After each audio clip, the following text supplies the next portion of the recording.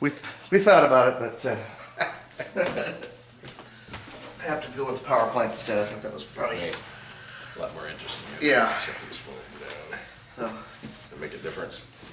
Oh man. This time of day, people are I calling. usually don't get phone calls this early in the morning, but that'd be the one time that I Yeah. would.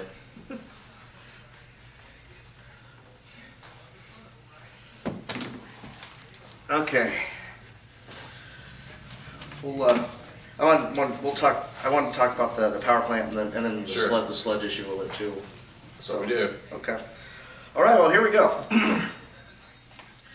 Hello and welcome to Coffee Talk, an exclusive here on MyWayNews.com. We're here at Jason Sears Flooring in beautiful downtown Wayne, America, and right across the street from the coffee shop. And both are our sponsors here on Coffee Talk. We'll tell you a little bit about them here in just a minute. But we wanted to get to this week's discussion. And with us this week is Wayne City Administrator Lowell Johnson here to talk to us about a couple of exciting things that are going on with the city.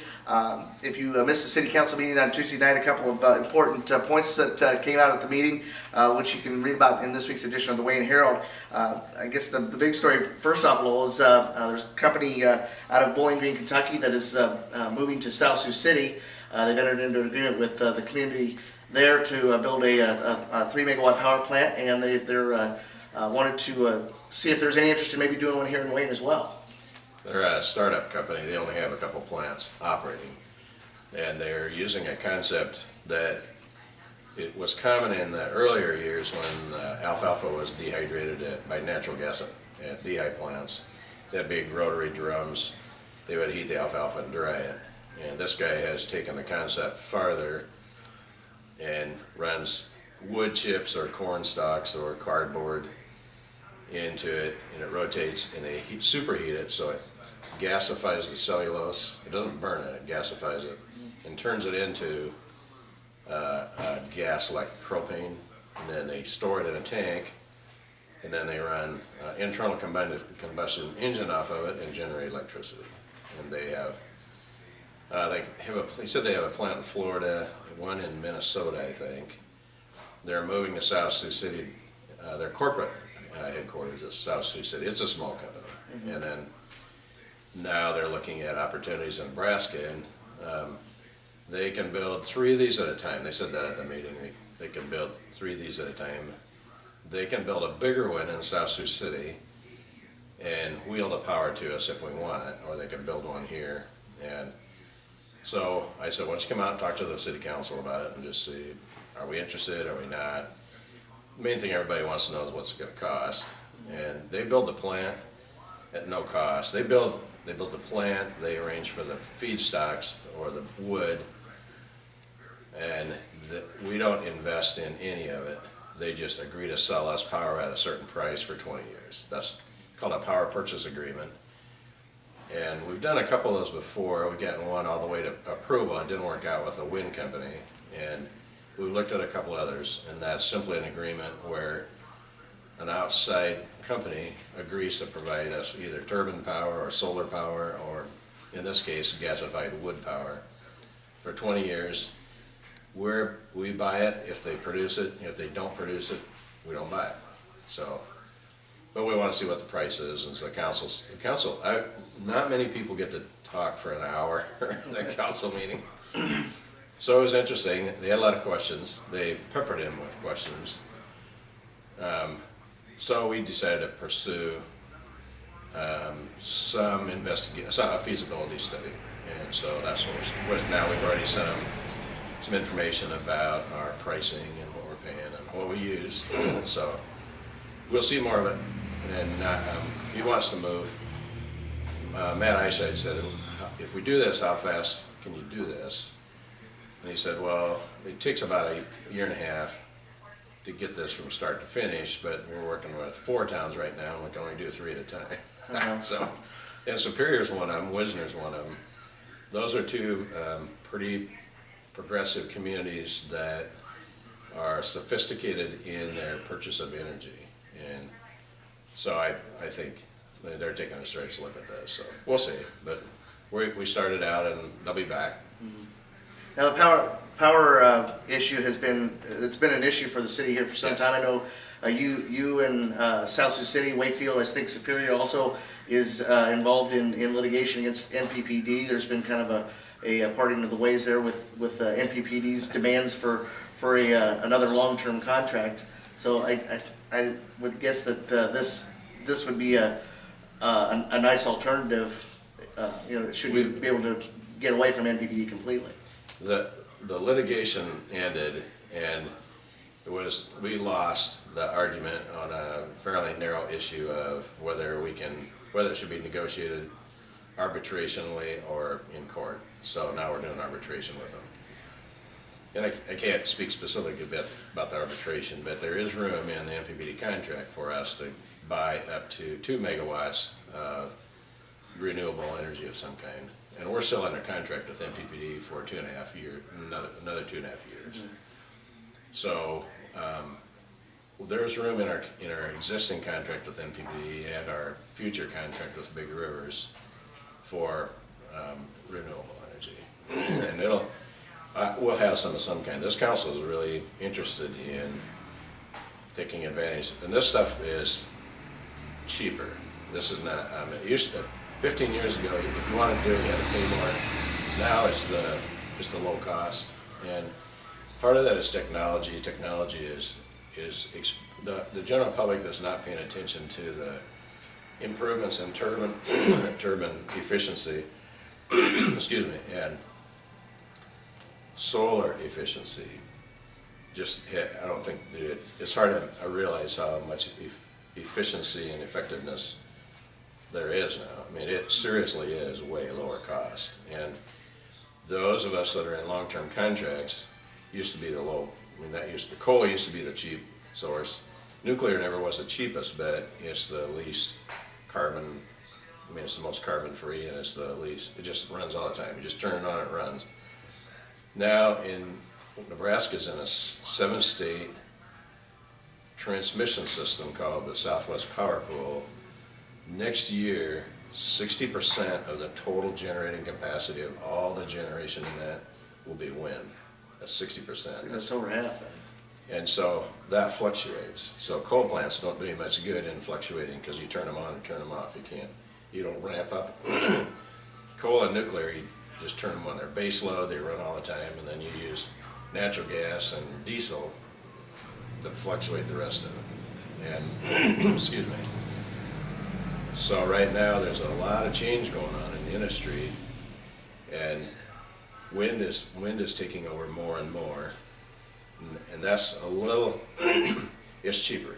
So that's the change that's coming fast now, is the market price is lower than the contract pricing.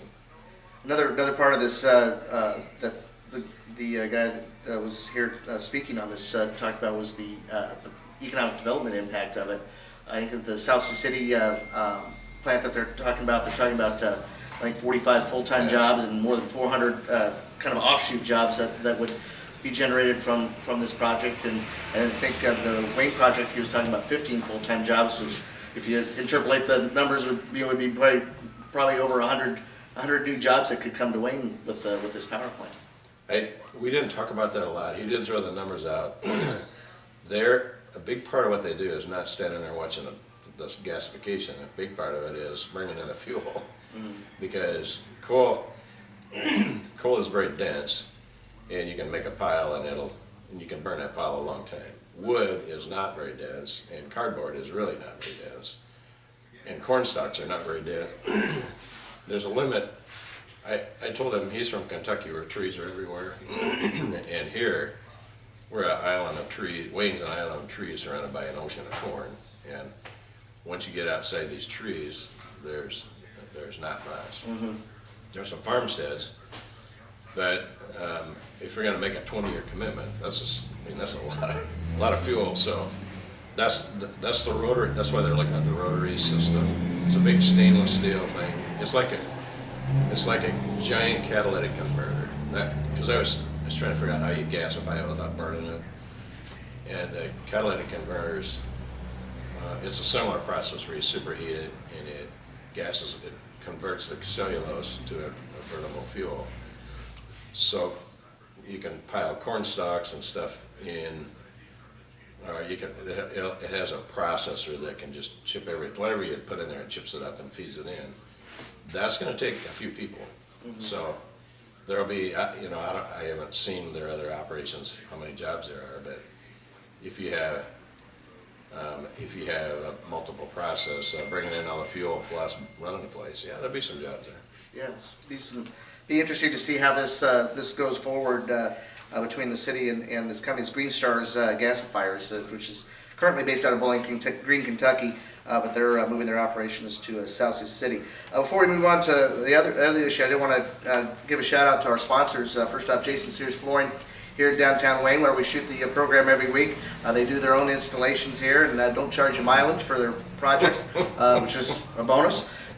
They're very, very competitive and have some great products, including Dreamweaver carpet and Boyu and Carandine vinyl flooring. They also have some great hardwood ceramic and vinyl that to choose from. If you're looking to get some flooring work done, give Jason a call. His number's 402-833-1784. And then the coffee shop, our other sponsor, located right across the street from us here in downtown Wayne. They have some great breakfast and lunch specials. They're open for breakfast from 7 to 11 and lunch from 11 to 2. And of course, they're really well known for their coffee. Will's got a little job here to get him going today, and they have some great coffee products there as well. So check out the coffee shop here in downtown Wayne. Getting back to the city council meeting from Tuesday, another issue that was discussed was the sludge in the lagoon, the city lagoon that you guys are emptying and drying out, and what future use comes out of that, I guess, remains to be seen. But I found it kind of funny on the one hand that politicians would be talking about sludge, but it's really it was an interesting discussion, and I think that there's probably an untapped resource there with you guys having to remove that sludge from the lagoon, and I think there's some opportunity there for the city and for area farmers or people who might have need for that material to benefit from that. There is nutritional value in the sludge for plants, and the issue is there's a lot of it, and it's mostly water. It's like it's in a gel form, and it's not solid, and so you have to have a lot of water and pump it, which we did the last 2 years, or you have to let it dry so you can load it and haul it. We've done a lot of testing on it for nutrient value, and it doesn't have a lot of nitrogen, but it has a lot of trace minerals, and it's a good for soil on hills that's been a little eroded off. It's really good. It's good quality. We had a horticulturalist look at the value of it, and they can give people a value what's worth, replacement value for fertilizer. So we're done using it. We got to get rid of it, and we will be next week. We'll have some bid notices in the paper about come and look at it. If you want it, you can have it, or if nobody wants it, then we're bidding for somebody to just haul it and spread it. So we'll see. We'll see if we get any takers. If we get on there right now, we quit when we built this Aquarius wastewater system and the processing system 3 years ago.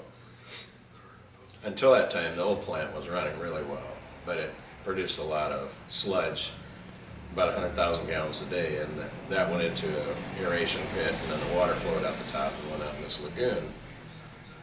When we put in the Aquarius system, that 100,000 or more dropped down to about 5,000 to 10,000 gallons a day, and when you have the evaporation area of 26 acres, that's not enough. More than 10,000 gallons a day evaporates off the place. Mm-hmm. And so it's drying up, which is good if we're going to haul it out.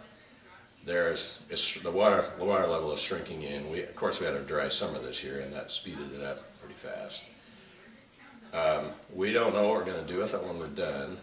We've had a lot of ideas, and the planning commission has been kind of mulling over, if you got 26 acres kind of in the middle of town, what are you gonna do with it? And there hasn't been a big hurry, and there still isn't a big hurry. So the discussion the other night was, do you want to spend a lot of money and clean it out fast? Or do you want to go low cost and do it slow? And they opted for the slow route and low cost. So we're going to step our toe in the water and try to see what it costs to haul it in side dumps and by loading it instead of pumping it. We'll talk to anybody that is interested. We'll go out there with you and show you what it looks like, what the consistency is. And it's mineral content. There's not hardly any organic matter in it because the waste processing bacteria eats up all the organic stuff.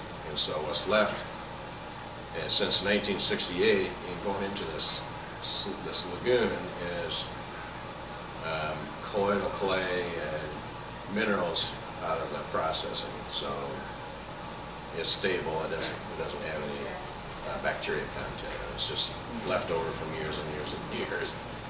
So if anybody's interested, we'll take them down and we'll show them the nutritional content. See if anybody wants some. I mean, there's a lot out there, so nobody's going to take it all. But if you want to try a few loads, come get it. Now, how much sludge are you hoping to get to? 2,000 tons of dry matter. This stuff is about half water, or around. If the closer to the edge you go, the water is receding in, so the edges are drier and the center is still underwater. So if you want to try one, I'd try along the edge. So 2,000 tons at 0% moisture, that's dry weight. That's gonna double. I mean, that'll be a lot of water. I mean, so we'll take if nobody takes it and we have to pay somebody, then we'll have to sample every so many loads and see what the dry content is of that, how that is, and then we'll pay them on that basis. And that's part of the bidding process. But, yes, this is a really big area, 26 acres. Yeah. And there's about probably an average of a foot of sludge in it. There's some deeper and some almost none. Over the years, since the 60s, there's wind patterns over 26 acres. You have mostly southwest winds in the summer, and this stuff doesn't settle out real fast, so it kind of floats around in the water, and over time, the wave action and the wind deposits more in some places than others. So there's areas that are deeper than others. I'm guessing there's an average of 12 inches to 18 inches of sludge up there. So it'll take some time to get all that out of there, but once you do it, like you said, 26 acres of land, that's a pretty nice nice size area that could be developed into any number of things, in addition to the business district or park. Those are all being discussed, industrial use, commercial use. Most of the discussion is on recreational use. It's a nice location along Logan Creek, along the trail, by the ball fields, so that's kind of a natural. But I don't know if we need 26 acres of park, but it can be split up, because there is industrial right around the west edge. And we're open to ideas. The council's talked about this now for 3 or 4 years, and we haven't had to make a decision. We don't have to yet, because this is going to take a little while to get this laid out. But if you have ideas, let your council members know, or just send us a note saying, here's the deal. Or if you want to buy it, I don't know if it's for sale, but if everything's for sale, I guess if you make an offer. Yeah. But we need some parking around the ball fields, and there's never enough camping or camper hookups here. It seems like there's about 3 times a year the park and the chicken show. There's another Rugby tournament. Yeah, there you go. Rugby. Those 3 are it's really tough. Yeah. So we don't have to put in utilities for everything, but at least we need some space. So I'm guessing at least part of that's going to be recreation. How long do you think it would take for that lagoon to dry out at this point? If we don't get much rain, Actually, right now, the center's a little lower, so if we haul out what's around the edges and just drive through that 12 inches, or make some tracks through that 12 inches, that water will accumulate, run off the sledge onto the hard bottom, because this bottom is packed so hard. It's dirt. It's a dirt bottom. There's no liner in it that it holds water. It's been compacted so hard that it's sealed up and it holds water. So it's like driving on a road. The last 2 times we cleaned it out, we pumped it, but it's only about 4 foot deep or 5 feet deep. So you can't, unless all you get's water unless you push the sledge to it. Mm-hmm. So we had this guy out twice. He's got a bulldozer with about a 40-foot squeegee on the front, just a giant squeegee, pushes it slowly across. And he just drives along, it's like on a road. Just drove his Caterpillar in, drove across. And that's, so you can drive all over in it. And that would help. It will dry up probably in, if we get this off and the water drains off the rest of the sledge, another year it'll be dry enough to haul almost everything. After we get through one more summer. Yeah. So potentially in the next couple of years, you Yeah. could actually have that area ready to develop in some way, Yep. shape, or form. And there's a lot of broken up concrete around there, and that will need to go away. There's several here that take broken concrete, and grind it up and resell it as fill and just road gravel. So I don't think we'll have trouble getting rid of that. The banks all the way around. The bottom is exactly level. The bottom is flat. The sides are about 5 feet high or 6 feet, about 6 feet high. They don't need to go, so we'll probably just leave that and take dirt as we need it over time, or sell it off or whatever. It is above the floodplain. That we did have it surveyed out, so a lot of things to think about there. Yeah, a lot of potential opportunities for that Yeah.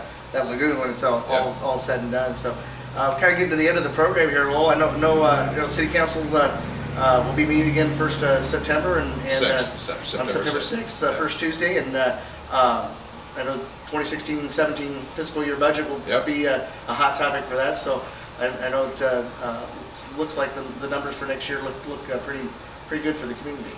Yeah, there's a lot of building going on, and we don't get a lot off our property taxes.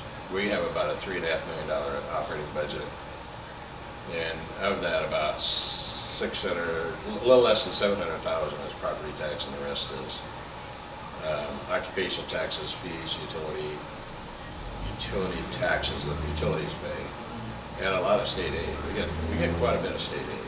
So if nothing changes, we're kind of growing as we can without spending a lot of money. The money we have borrowed a lot of money that's going into the utility systems that we have to do, and that'll pay off. I mean, that's got legitimate stream to do that, but we spend a lot of money, and it takes a lot of money anymore to run a water system. It takes a lot of money to run a sewer system. But the government side, we've been pretty quiet there, and we've had a lot of grant funds that we use for parks and that kind of stuff. So we're doing okay so far. Yeah, it'll be interesting to see where we go with the city here, Yeah. and of course next city council meeting coming up first Tuesday in September. And so thanks a lot, Lowell, for stopping in Sure. this week. It's been good talking with you. Thanks for asking. You get us good coverage. All right, we appreciate it. So that'll do it for this week's edition of Coffee Talk here on MyWayNews.com. We'll have another edition for you here next week here on MyWayNews.com. So for everybody involved, including our sponsors at Jason Sears Flooring and Coffee Shop, this is Mike Harms. We'll see you next week here for another edition of Coffee Talk. All right. All right. Thanks a Good lot. questions? Yep.